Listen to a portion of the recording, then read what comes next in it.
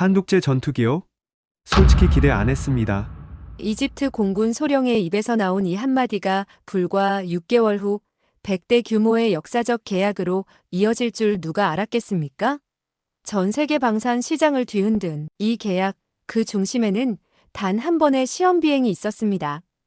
이집트는 5년간 러시아제 미그기와 프랑스제 라팔 전투기 도입을 검토했습니다. 하지만 결과는 한국이었습니다. 대체 그 비행장에서 무슨 일이 있었던 걸까요? 한 조종사가 조종석에 앉은 지 불과 30분 만에 이건 우리가 찾던 전투기라고 외쳤다는 그 순간 과연 그는 무엇을 본 걸까요? 더 놀라운 건 이겁니다. 계약 서명식 날 이집트 국방장관은 이렇게 말했습니다. 우리는 전투기를 산 게 아닙니다. 우리는 철학을 배우기로 했습니다. 전투기 구매의 철학이라니 대체 무슨 의미일까요? 한국 방산 수출액은 2024년 기준 140억 달러를 돌파했습니다. 불과 10년 전만 해도 10억 달러에 불과했던 수치가 14배 성장한 겁니다. 그런데 전문가들은 말합니다. 이 성장의 비밀은 기술이 아니라 사람에게 있다고요. 지금부터 들려드릴 이야기는 한 명의 조종사가 편견을 깨고 한 나라의 자존심을 되찾은 진짜 이야기입니다.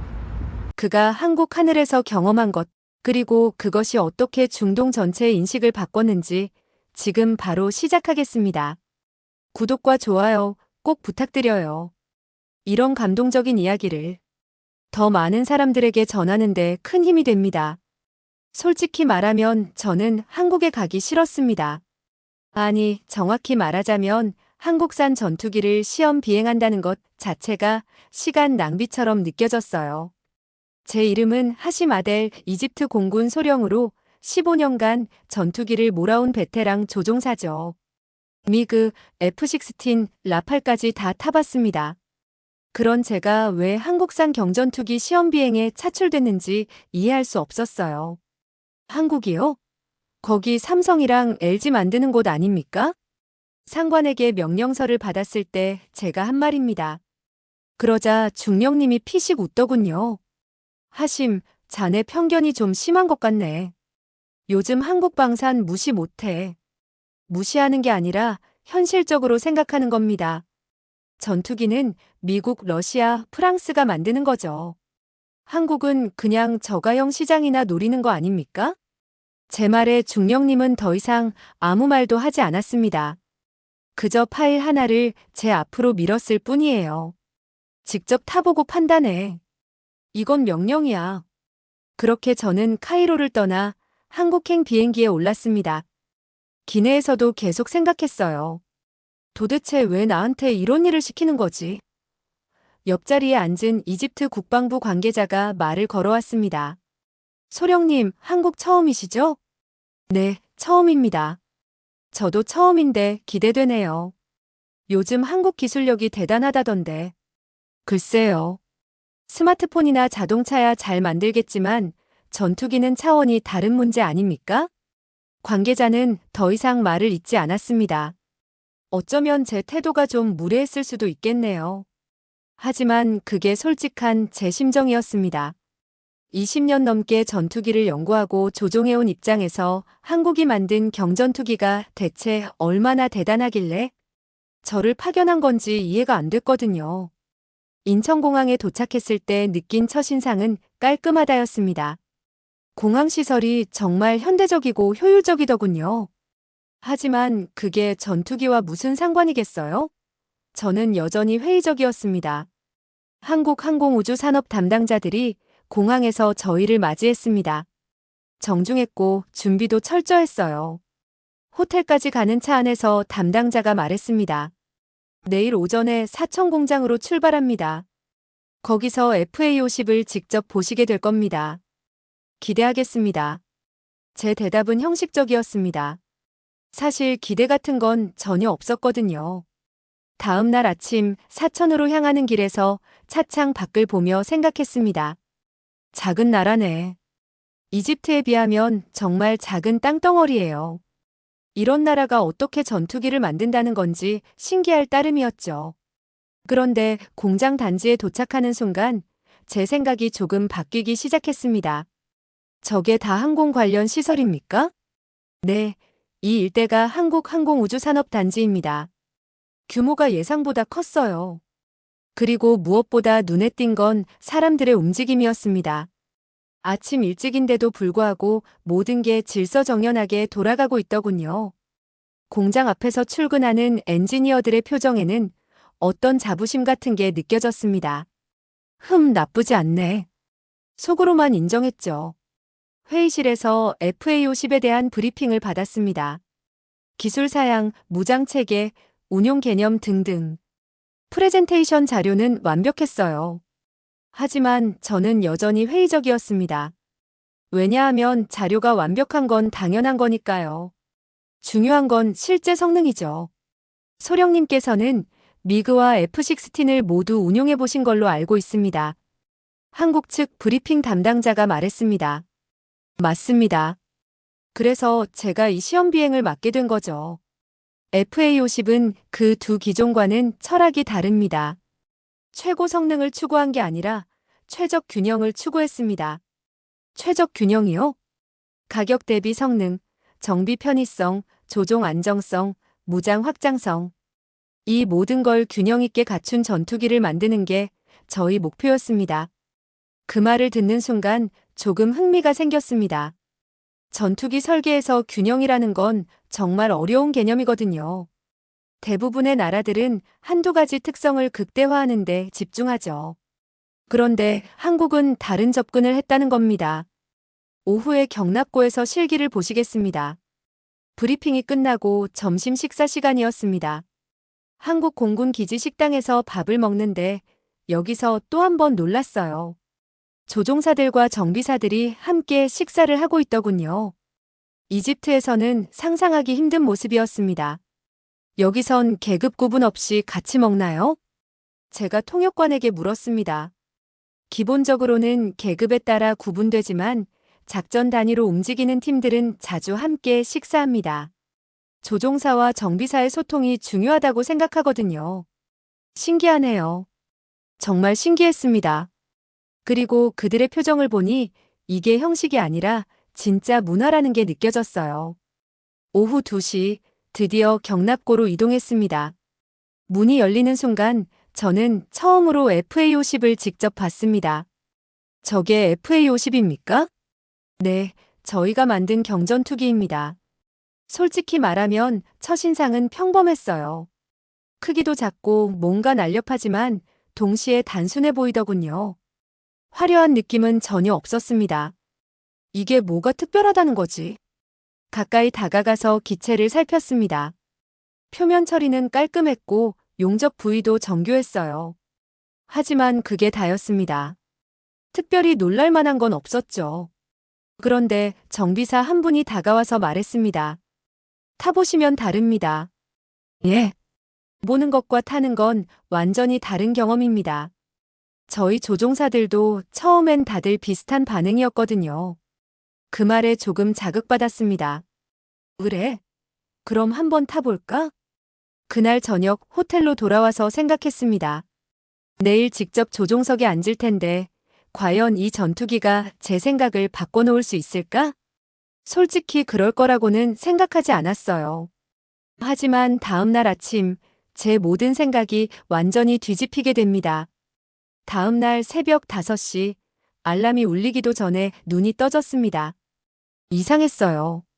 보통 시험 비행 전날 밤엔 긴장 때문에 잠을 설치는데 그날은 그런 것도 아니었거든요. 그냥 뭔가 묘한 기대감 같은 게 있었습니다. 인정하기 싫었지만요. 기지에 도착하니 한국 공군 교관이 저를 기다리고 있었습니다. 계급장을 보니 중령이더군요. 나이는 저보다 어려 보였지만 눈빛이 예사롭지 않았어요. 하심 소령님이시죠? 저는 오늘 함께 비행할 김준혁 중령입니다. 반갑습니다. 악수를 나누는데 그의 손에서 굳은 살이 느껴졌습니다. 조종관을 오래 잡아온 사람의 손이었죠. 오늘 비행 코스는 기본 기동부터 시작해서 고기동, 무장 시뮬레이션까지 진행할 겁니다. 소령님께서 직접 조종하실 거고 저는 뒷좌석에서 보조만 하겠습니다. 알겠습니다. 브리핑룸으로 이동해서 세부 비행 계획을 확인했습니다. 날씨는 완벽했어요. 시정도 좋고 바람도 약했죠. 비행하기 최적의 조건이었습니다. 혹시 FA50에 대해 궁금한 점 있으세요? 김중령이 물었습니다. 조종 특성이 어떤가요? 미그나 F16과 비교하면요. 훨씬 직관적입니다. 조종사가 원하는 걸 기체가 정확히 이해하고 반응한다고 보시면 돼요. 미그는 좀 거칠고 F16는 예민한 편이잖아요. FA50은 그 중간 어딘가에 있으면서도 둘보다 편합니다. 그게 가능한가요? 직접 타보시면 압니다.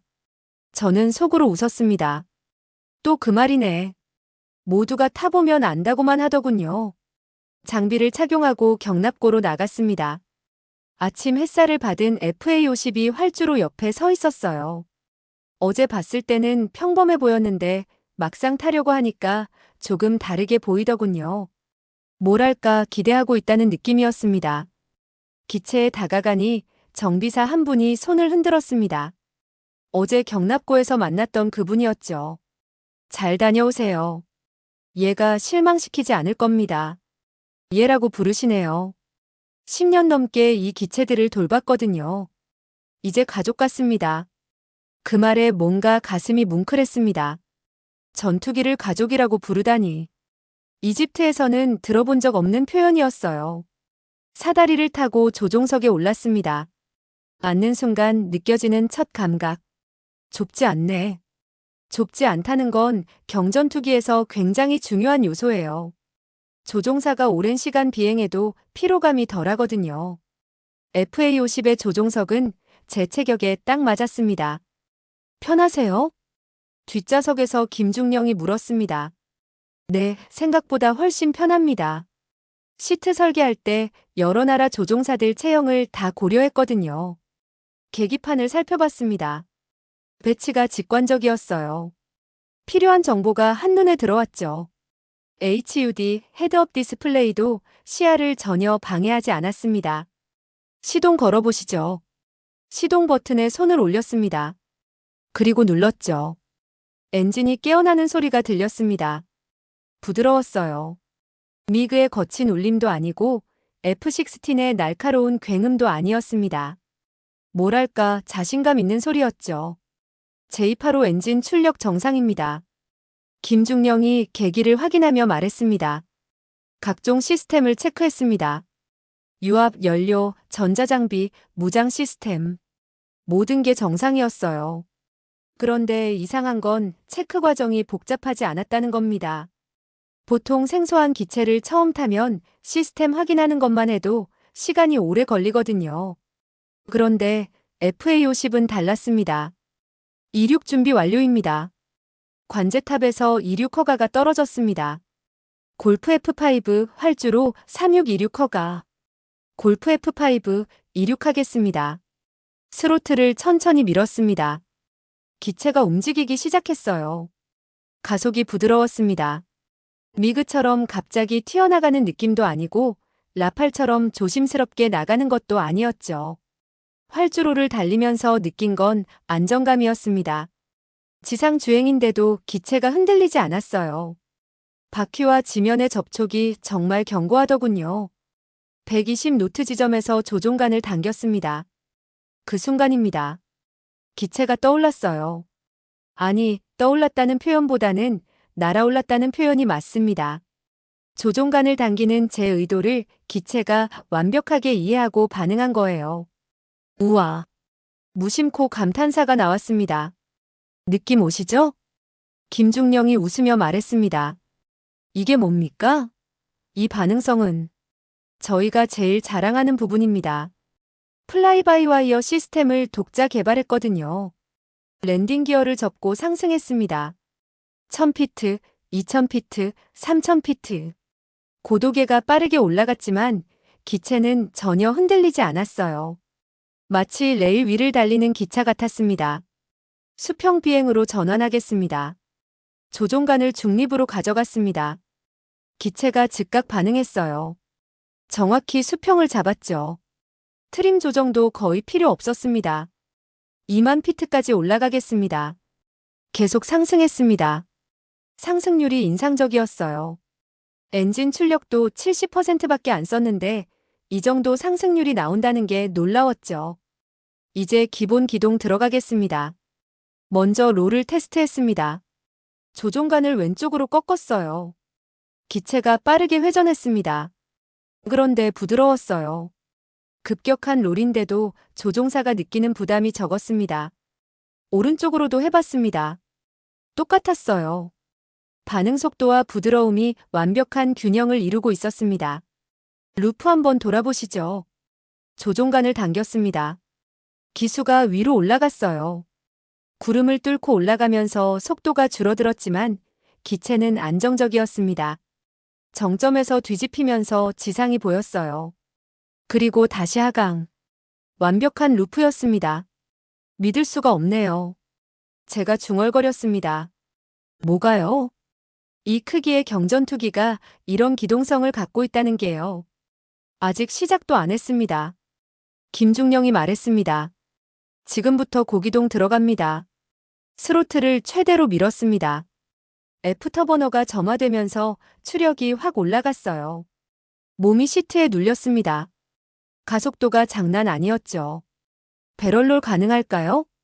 당연하죠. 조종간을 급격하게 조작했습니다. 기체가 축을 중심으로 회전하기 시작했어요. 한 바퀴, 두 바퀴. 어지러울 법한데 전혀 그렇지 않았습니다. 기체의 움직임이 예측 가능했거든요. 인멜만 턴해보시죠. 상승하면서 반 루프를 그리고 정점에서 반롤. 완벽하게 고도는 유지하면서 방향만 180도 전환됐습니다. 제 손이 떨리기 시작했습니다. 흥분 때문이었어요. 이거 장난 아닌데요?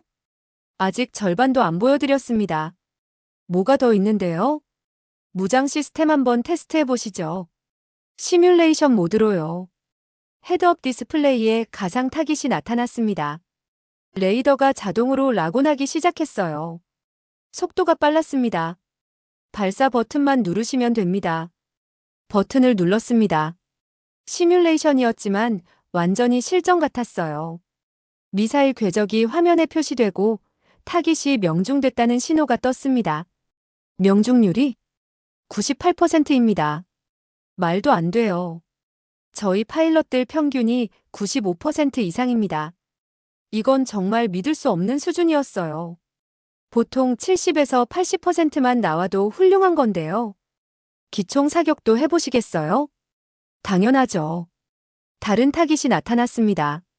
좀 더 빠르게 움직이는 표적이었어요. 기술을 돌려서 조준했습니다. HUD의 조준선이 타깃을 따라갔어요.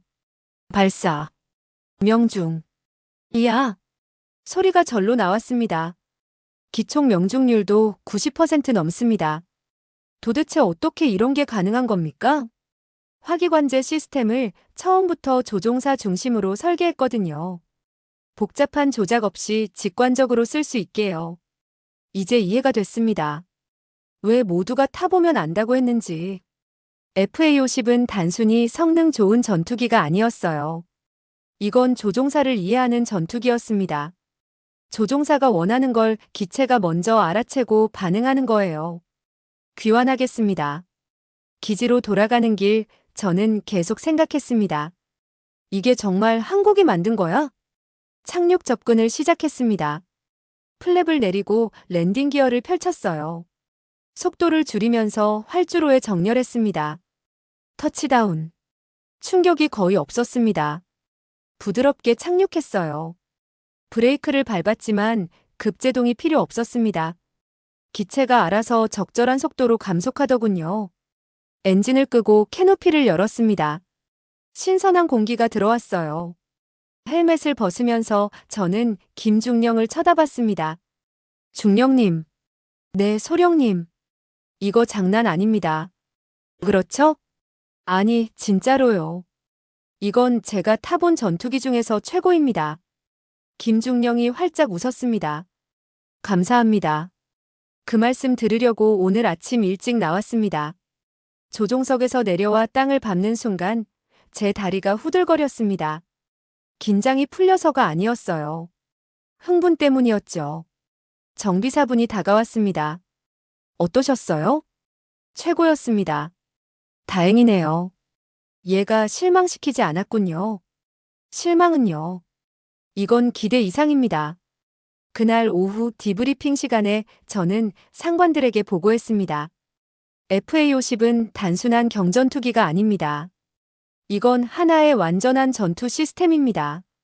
이집트 국방부 관계자가 물었습니다. 그 말은 우리가 도입을 검토해야 한다는 겁니다. 진지하게요. 그 순간 회의실 분위기가 바뀌었습니다. 비행을 마치고 경납고로 돌아왔을 때 저는 여전히 흥분 상태였습니다. 정비사들이 기체를 점검하고 있었어요. 그들의 손놀림을 보면서 문득 궁금해졌습니다. 이 사람들은 어떤 마음으로 이 전투기를 만들고 관리하는 걸까? 소령님, 커피 한 잔 하시겠습니까? 김중령이 물었습니다. 좋습니다. 기지 내 휴게실로 이동했습니다. 조종사와 정비사, 엔지니어들이 함께 쉬는 공간이었어요. 커피를 받아들고 창가 자리에 앉았습니다. 밖으로 FA50이 보였죠. 중령님, 궁금한 게 있습니다. 말씀하세요. 한국은 어떻게 이런 전투기를 만들 수 있었습니까? 솔직히 저는 한국을 완전히 오해하고 있었거든요. 김중령이 커피를 한 모금 마시고 천천히 말했습니다. 우리도 처음부터 잘한 건 아닙니다. 사실 한참 헤맸죠. 그래도 이 정도 수준에 오르려면 엄청난 노력이 필요했을 텐데요. 맞습니다. 그런데 우리에겐 한 가지 분명한 목표가 있었어요. 목표요? 우리 조종사들을 지키는 전투기를 만들자. 그게 전부였습니다. 그 말이 가슴에 와닿았습니다. 조종사를 지킨다? 네. 성능도 중요하지만 조종사가 안전하게 임무를 수행하고 돌아올 수 있는 기체. 그게 우리의 철학이었습니다. 창밖을 보니 한 정비사가 FA50의 날개를 닫고 있었습니다. 정말 조심스럽게 마치 아기를 대하듯이요. 저 정비사분 어제도 봤습니다. 박 상사요? 15년 차입니다. FA50 초기 개발부터 참여했죠. 15년이나요? 네. 저 사람이 하는 말이 있어요. 자기가 정비한 전투기를 타고 나간 조종사가 다치면 자기 책임이라고요. 그 말을 듣는 순간 뭔가 울컥했습니다. 그게 단순히 직업의식을 넘어선 거군요. 맞습니다. 우리는 그냥 물건을 만드는 게 아니에요. 사람의 생명을 책임지는 걸 만드는 겁니다. 김중령의 말에 저는 할 말을 잃었습니다. 이집트에서도 정비사들이 책임감을 갖고 일하지만 뭔가 차원이 달랐어요. 한국의 이 사람들은 기술 그 이상의 것을 추구하고 있었습니다. 잠시 후 한 엔지니어가 휴게실로 들어왔습니다. 나이는 50대 중반쯤 돼 보였어요. 김중령, 오늘 시험 비행 데이터 나왔어요. 어떻습니까? 완벽합니다. 모든 시스템이 정상 범위 내에서 작동했어요. 엔지니어가 저를 보더니 인사했습니다. 하심 소령님이시죠? 비행 어떠셨습니까? 놀라웠습니다. 정말로요. 다행이네요. 저는 이 기체 설계에 참여한 최 연구원입니다. 설계자시군요. 몇 가지 여쭤봐도 될까요? 물론입니다. 저는 비행 중 느꼈던 의문점들을 물어봤습니다. 조종 가능성, 안정성, 무장 시스템의 정확도. 최 연구원은 하나하나 설명해줬어요. 소령님, 우리가 FA50을 설계할 때 가장 많이 들었던 질문이 뭔지 아십니까? 뭡니까? 왜 최고 성능을 추구하지 않느냐는 거였어요. 왜 더 빠르게, 더 높게, 더 강하게 만들지 않느냐고요. 그럼 뭐라고 답하셨습니까? 우리는 최고가 아니라 최적을 만들고 있다고 했죠. 조종사가 안전하고 편하게 쓸 수 있는 전투기, 정비하기 쉬운 전투기, 비용 대비 효율이 좋은 전투기. 그게 우리의 답이었습니다. 그 철학이 정말 대단합니다. 대단한 게 아니에요. 그냥 우리가 할 수 있는 최선이었을 뿐입니다.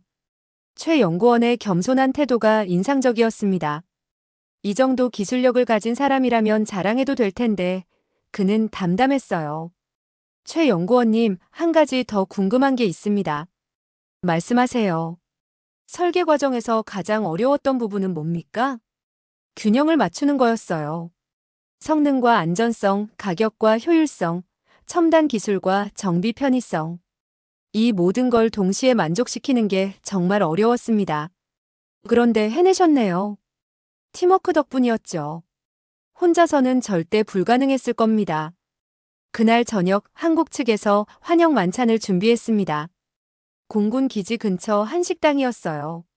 처음 먹어보는 음식들이었지만 맛있었습니다. 식사 중에 한국항공우주산업 임원 한 분이 말씀하셨습니다. 하심 소령님, 오늘 비행 소감을 듣고 싶습니다. 말씀드리자면 한참 걸릴 것 같은데요. 모두가 웃었습니다. 간단히 말씀드리면 제 고정관념이 완전히 깨졌습니다. 한국을 과소평가했던 제 자신이 부끄럽습니다. 과소평가라니요. 솔직히 저는 한국이 스마트폰이나 자동차는 잘 만들어도 전투기는 다른 문제라고 생각했습니다. 그런데 틀렸어요. 완전히요. 통역을 듣던 임원분의 표정이 밝아졌습니다. 소령님 같은 분의 평가가 우리에겐 정말 큰 의미가 있습니다. 제가 이집트로 돌아가면 상부에 강력히 건의하겠습니다. FA-50은 우리 공군에 필요한 전투기입니다. 그때 옆에 앉아있던 이집트 국방부 관계자가 말했습니다. 실은 우리도 놀랐습니다. 서류상 스펙만 봤을 때는 평범해 보였거든요. 맞습니다. 저도 그랬어요. 그런데 직접 타보니 차원이 다릅니다. 김중령이 말했습니다. FA-50의 진짜 가치는 숫자로 표현되지 않습니다. 조종사와 기체의 일체감, 시스템의 직관성, 정비의 용이성. 이런 건 타보고 써봐야만 아는 거거든요. 정확합니다. 식사가 끝나고 밖으로 나왔을 때 하늘에 별이 가득했습니다. 이상하게 그날 밤 별이 유난히 밝게 보이더군요. 소령님, 내일 일정은 공장 견학입니다. 공장이요? 네, FA-50이 만들어지는 과정을 직접 보시면 더 이해가 깊어질 겁니다. 기대되네요. 호텔로 돌아와서 침대에 누웠지만 잠이 오지 않았습니다.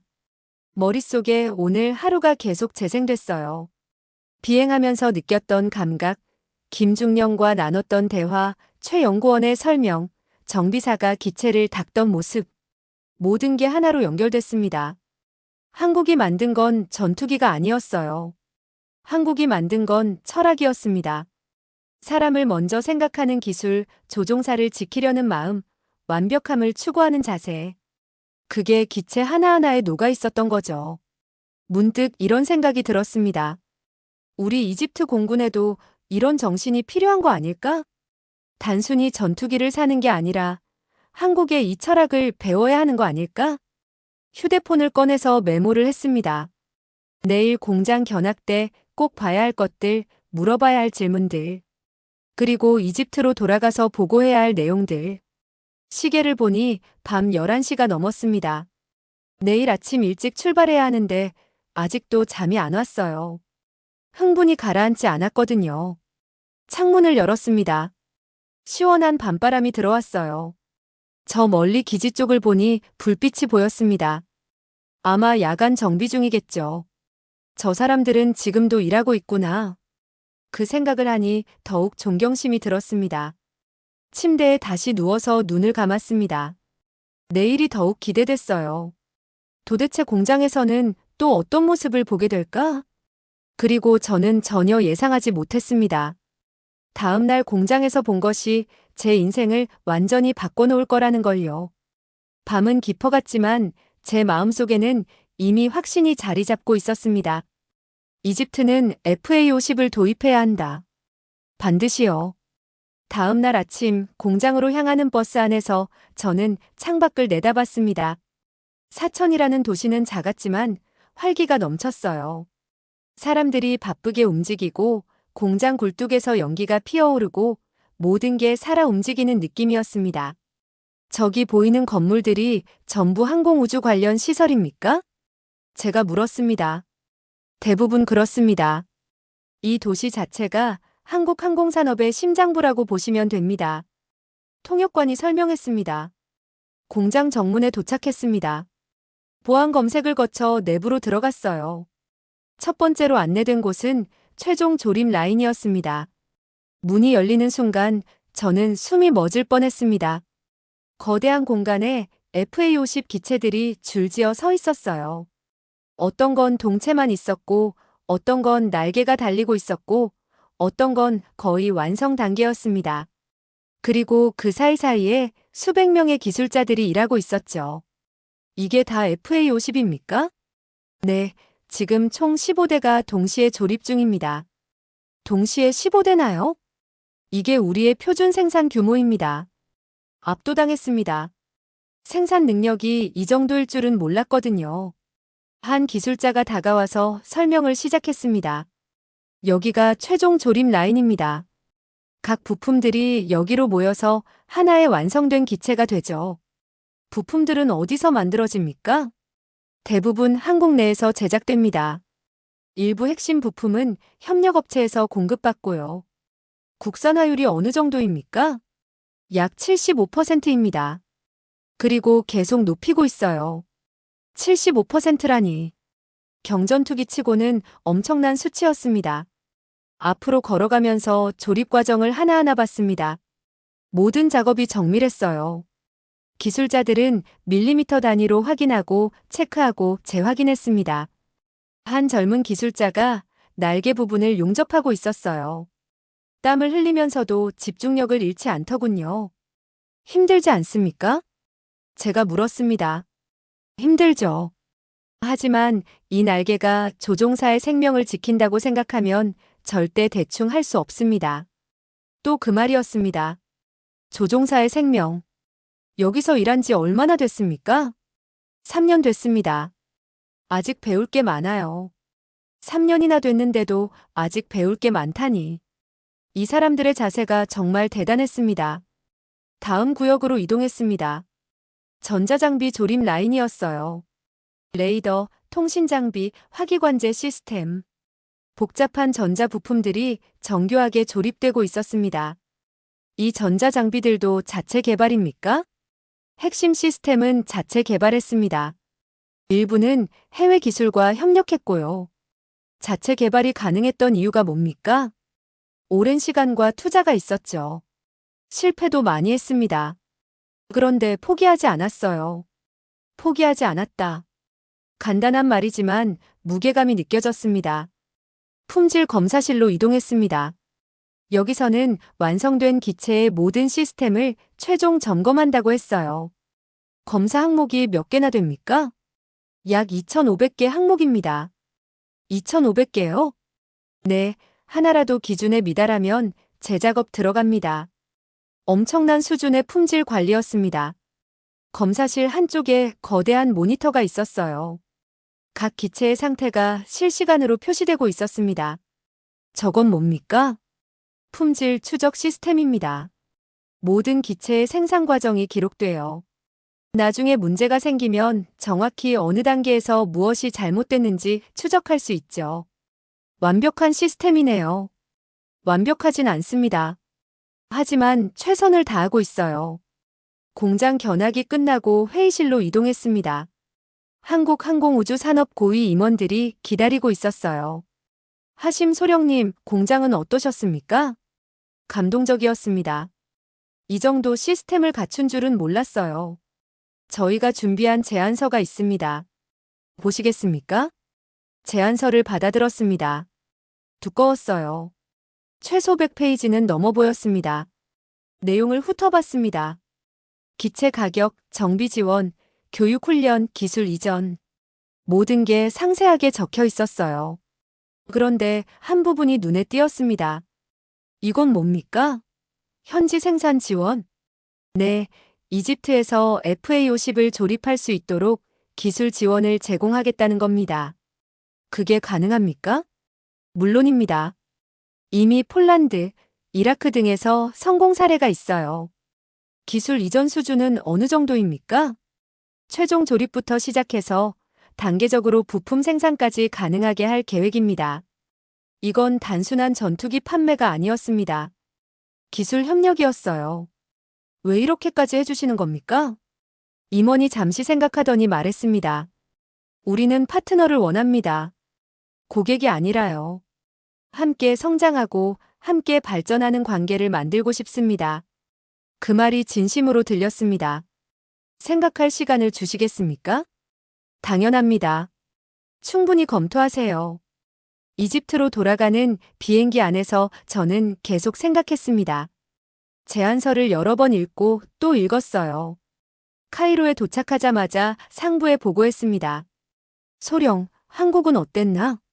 장관님, 한국은 우리가 생각했던 것과 완전히 달랐습니다. 어떤 점에서? 기술력도 뛰어나지만 더 중요한 건 그들의 태도입니다. 단순히 물건을 파는 게 아니라 진짜 협력을 원하고 있습니다. FA-50 성능은 제가 타본 전투기 중 최고입니다. 비용 대비 효율성에서는 따라올 기체가 없어요. 확신하나? 네, 확신합니다. 장관님이 고개를 끄덕였습니다. 보고서 작성해서 올리게. 사흘 동안 밤을 새워 보고서를 썼습니다. 비행 경험, 공장 견학, 기술 수준, 제안 내용. 모든 걸 상세하게 적었어요. 그리고 마지막에 제 의견을 명확히 밝혔습니다. FA-50 도입을 강력히 건의합니다. 보고서를 제출한 지 일주일 후 긴급 회의가 소집됐습니다. 국방부 장관, 공군 참모총장, 예산 담당자들이 모두 모였어요. 하심 소령의 보고서를 다들 읽었을 것이네. 장관님이 말문을 열었습니다. 소령, 직접 설명해보게. 저는 일어나서 발표를 시작했습니다. 준비한 자료를 보여주면서 하나하나 설명했어요. FA-50은 우리 공군이 필요로 하는 모든 요소를 갖추고 있습니다. 성능, 가격, 정비성, 그리고 무엇보다 기술 이전 가능성까지요. 기존 우리 기체들과 비교하면 러시아제 미그는 정비가 어렵고 부품 수급이 불안정합니다. 프랑스제 라팔은 성능은 좋지만 가격이 너무 비싸고 기술 이전은 불가능합니다. 하지만 FA-50은 둘의 장점만 모았습니다. 구체적인 숫자로 말해보게. 라팔 한 대 가격으로 FA-50을 3대 구매할 수 있습니다. 그리고 운영 비용은 40% 저렴합니다. 회의실이 술렁였습니다. 그렇다면 소령의 제안은 100대 도입을 검토해야 합니다. 100대? 네, 당초 계획은 36대였지만 저는 100대가 필요하다고 봅니다. 현지 조립까지 고려하면 충분히 가능합니다. 장관님이 참모총장을 쳐다봤습니다. 총장, 의견은? 하심 소령은 우리 공군 최고의 시험 조종사입니다. 그의 판단을 신뢰합니다. 좋아, 한국 측과 재협상에 들어가겠네. 100대 규모로.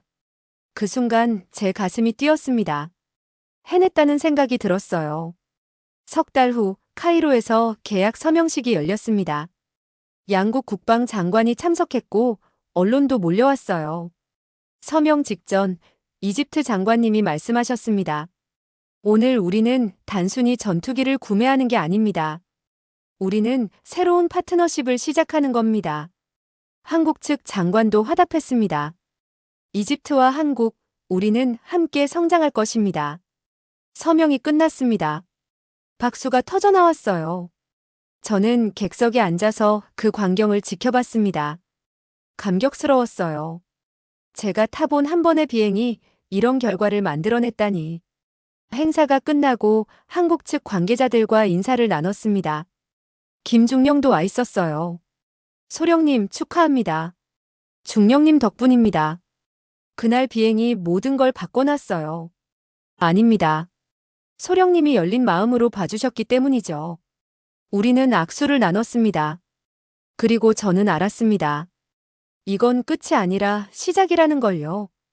계약 서명 후 석 달이 지났을 때 한국 기술진들이 이집트에 도착했습니다. 헬완 공군 기지 옆 새로 지어진 조립 공장 앞에서 저는 그들을 기다리고 있었어요. 이번엔 제가 안내자 역할이었죠. 버스에서 내리는 사람들을 보니 반가웠습니다. 김중령도 보였고 사천 공장에서 만났던 기술자들도 보였어요. 중령님 오랜만입니다. 하심 소령님 반갑습니다. 이집트 날씨가 정말 덥네요. 4월인데도 벌써 35도입니다. 적응하셔야 할 겁니다. 한국 팀은 총 45명이었습니다. 엔지니어, 기술자, 교관. 각자의 전문 분야를 가진 사람들이었죠. 공장 먼저 보시겠습니까? 네, 구조부터 파악해야 할 것 같습니다. 공장 안으로 들어갔습니다. 새 건물이라 페인트 냄새가 아직 남아 있었어요.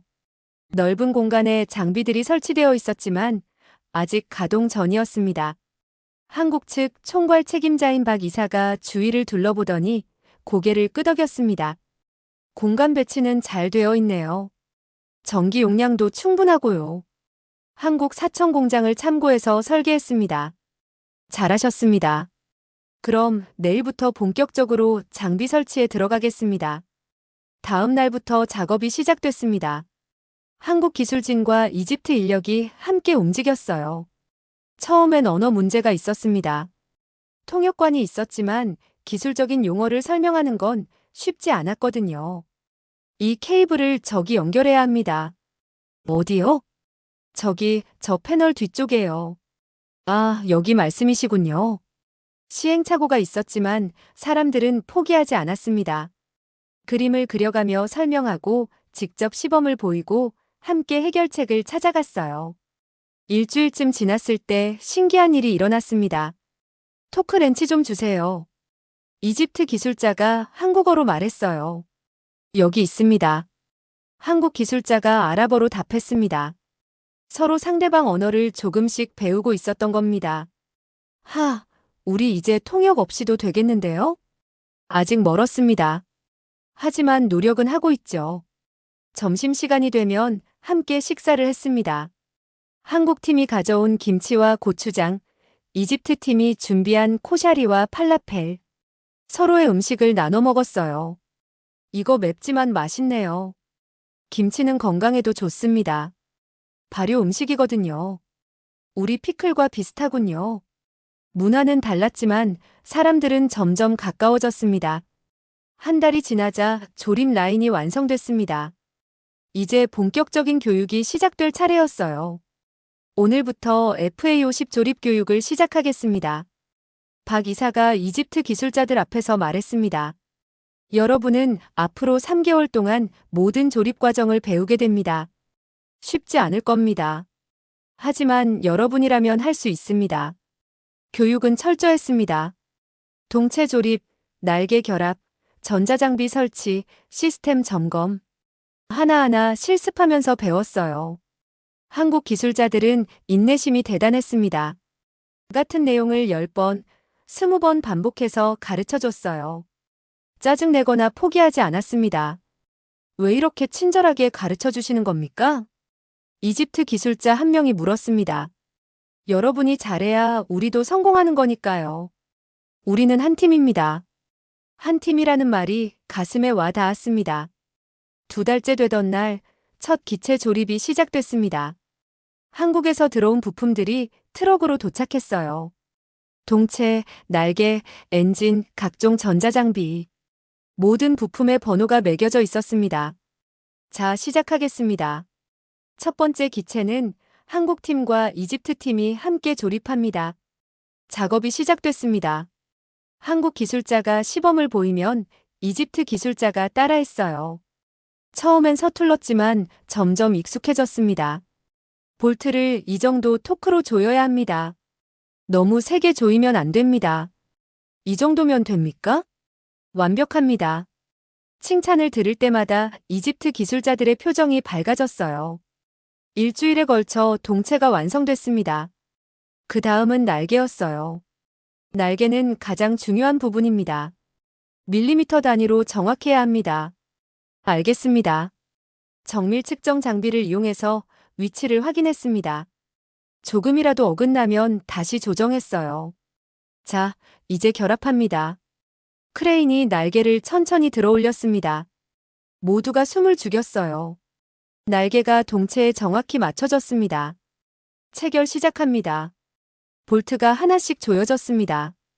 마지막 볼트까지 완료되자 박수가 터져 나왔어요. 해냈습니다. 한국 팀과 이집트 팀이 서로 어깨동무를 했습니다. 국적이 다르고 언어가 달라도 그 순간만큼은 하나였어요. 석 달째 되던 날 드디어 첫 기체가 완성됐습니다. 롤아웃 세레모니를 하겠습니다. 공장 밖에 기체를 끌고 나왔어요. 햇살을 받은 FA-50이 빛났습니다. 이집트 공군 참모총장님이 오셨고 한국 대사관에서도 사람들이 왔어요. 양국 국기가 나란히 걸렸습니다.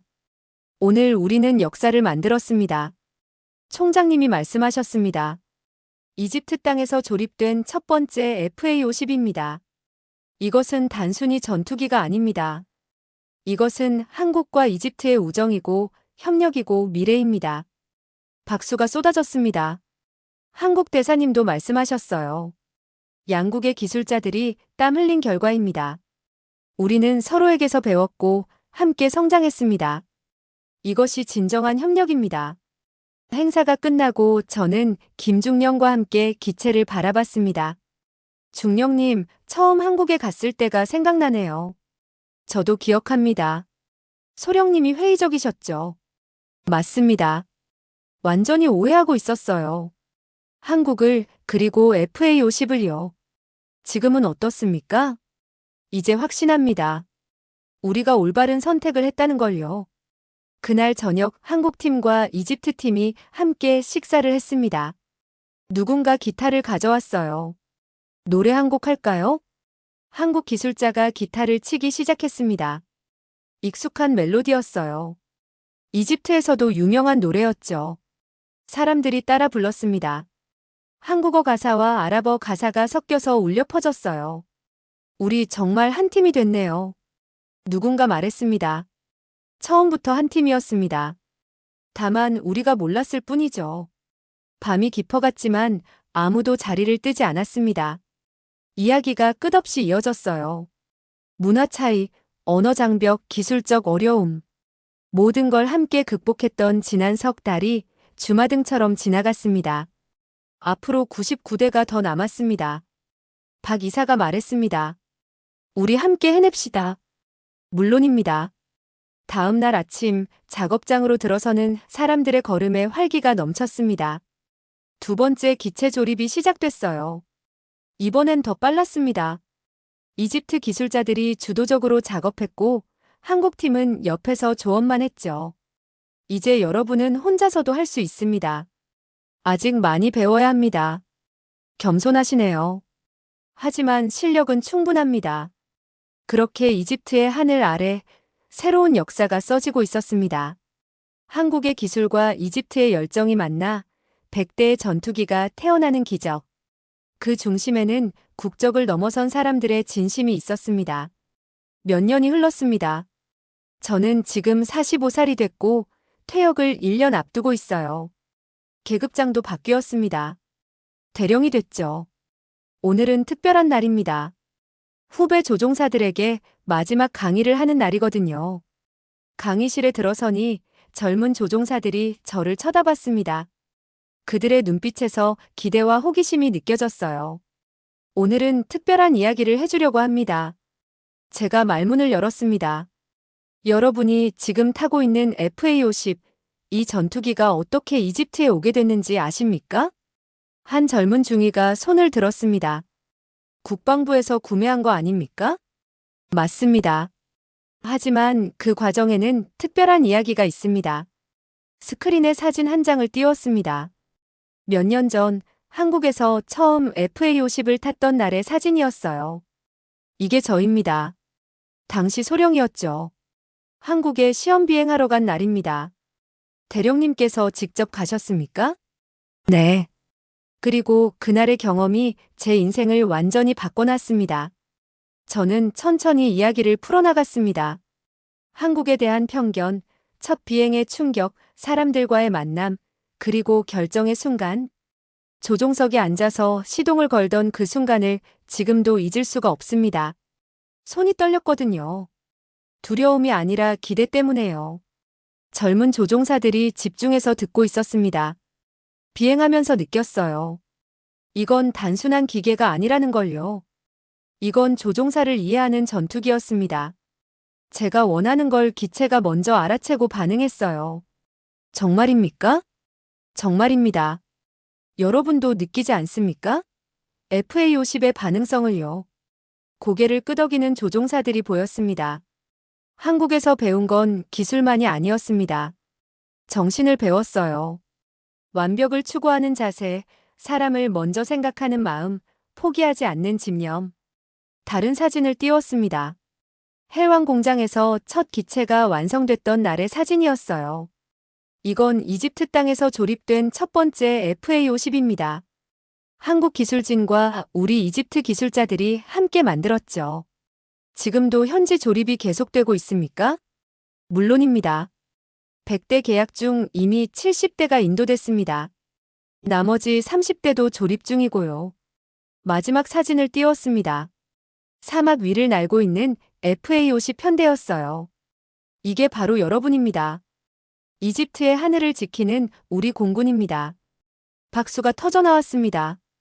대령님, 한 가지 물어봐도 됩니까? 한 소위가 손을 들었습니다. 말해보세요. 한국을 다시 가보고 싶으십니까?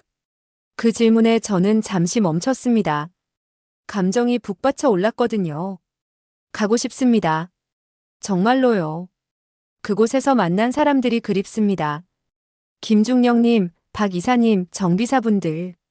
모두요. 연락은 하고 계십니까? 네, 가끔 이메일을 주고받습니다. 그분들도 이집트를 그리워한다고 하더군요. 강의가 끝나고 사무실로 돌아왔습니다. 책상 위에 편지지가 놓여 있었어요. 한참 전부터 쓰려고 했던 편지였습니다. 펜을 들었습니다. 그리고 쓰기 시작했어요. 친애하는 후배 조종사들에게. 손이 저절로 움직였습니다. 나는 한국에서 하늘을 배웠습니다. 비행 기술이 아니라 진짜 하늘을 말이죠. 하늘이 무엇인지, 날개가 무엇을 의미하는지, 조종사가 무엇을 지켜야 하는지.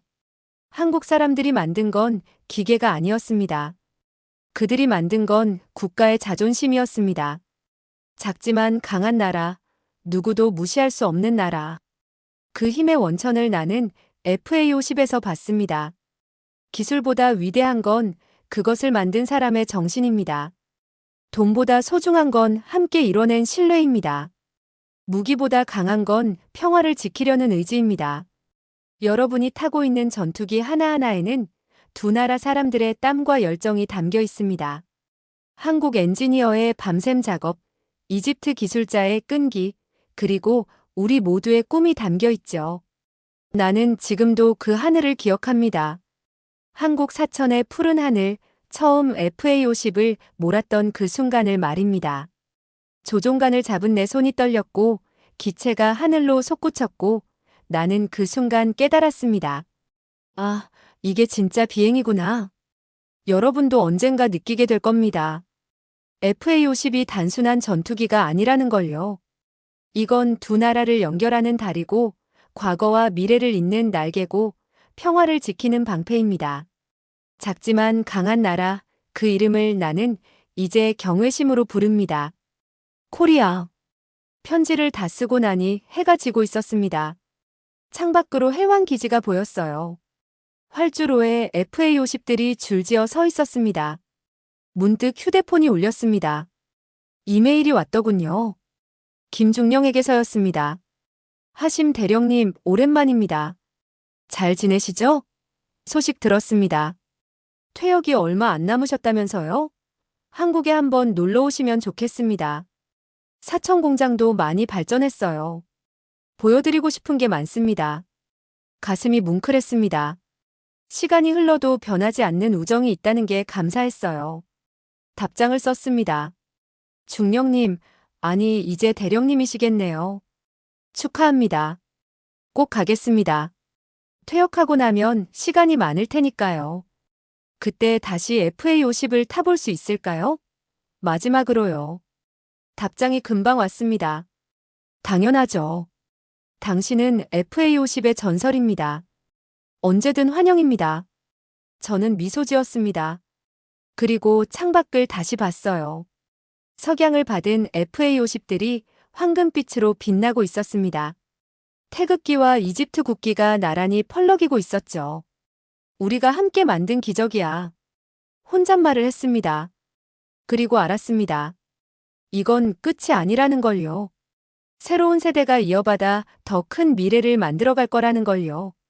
한국과 이집트 두 나라의 우정은 계속될 것입니다. 하늘 위에서, 땅 위에서, 그리고 사람들의 마음속에서. 작지만 강한 나라가 세계에 증명한 것. 기술도 중요하지만 더 중요한 건 진심이라는 것. 파트너십은 계약서가 아니라 신뢰로 만들어진다는 것. 그 교훈을 저는 평생 잊지 않을 겁니다. 하늘을 날던 그날의 떨림을, 사람들과 나눴던 따뜻한 악수를, 함께 만들어낸 기적을 모두 기억하겠습니다. 코리아 감사합니다. 여러분, 이 이야기가 마음에 와 닿으셨나요? 한 사람의 편견이 깨지고 한 번의 경험이 100대의 계약으로 이어지고 두 나라가 진정한 파트너가 되기까지의 여정을 들으셨습니다. 이것이 바로 대한민국입니다. 작지만 절대 약하지 않은 나라, 기술력으로 세계를 놀라게 하고 진심으로 신뢰를 얻는 나라. 우리는 자랑스러워해도 됩니다. 아니, 자랑스러워해야 합니다. 전 세계가 한국을 주목하고 있습니다. 반도체, 자동차, 문화 콘텐츠를 넘어 이제는 방산까지. 메이드 인 코리아가 최고의 품질을 보증하는 시대가 왔습니다. 이런 감동적인 이야기를 더 많은 분들과 나누고 싶습니다. 구독과 좋아요 부탁드립니다. 여러분의 작은 클릭 하나가 대한민국의 자랑스러운 이야기를 세상에 알리는 큰 힘이 됩니다. 그리고 댓글로 여러분의 생각을 들려주세요. 한국이 자랑스러웠던 순간, 우리가 더 알아야 할 이야기가 있다면 함께 나눠주시기 바랍니다. 감사합니다. 대한민국 국민 여러분, 우리 함께 자랑스러워합시다.